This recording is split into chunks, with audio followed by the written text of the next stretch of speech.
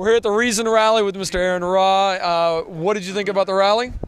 It was awesome to be part of this. Wonderful. What did you guys hope to accomplish? All we want to accomplish is to get recognized that not everybody will succumb so readily to superstitious nonsense. That some of us have a reason to believe, and we want facts, reality, truth matters more. Did this rally accomplish that?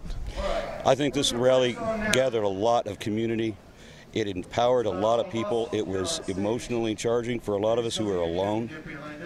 I mean, I come from Texas. I was the only person I knew until I was 14 years old who believed in evolution. I was the only one. I had to find, adult teachers in high school before I could find somebody that understood what it even was. Wow. Can we be absolutely certain of things? Can we be absolutely certain of things?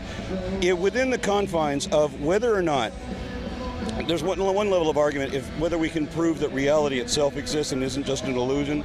If we establish that regardless whether reality is an illusion or whether it's really real, what we perceive it to be, within the confines of that, the laws that apply, even if this is a video game, we are still subject to those laws.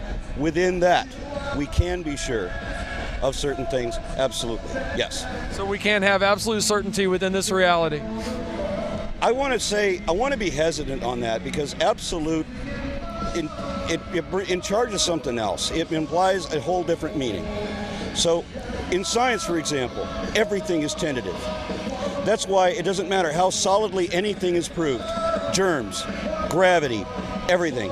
We call it theory. And theory is a study. It's a body of knowledge that encompasses facts and laws and explains them in a framework that makes sense of it. One more question, if that's all right. If I could prove to your satisfaction that the God of the Bible exists, would you worship him? No. Excellent. If I believed that God exists, and I believed that it was the Bible God that existed, I would not worship it because it is a criminal thing. Now, if a better God existed than the one in the Bible, I still wouldn't worship it, but at least it would be worthy of respect. That's what I wanted to find out. Hey, thanks a lot. I appreciate your time. Yes, sir.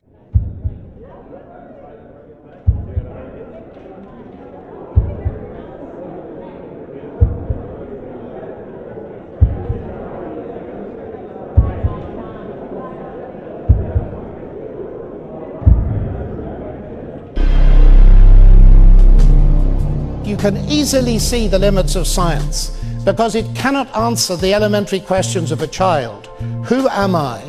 What is the purpose of my existence?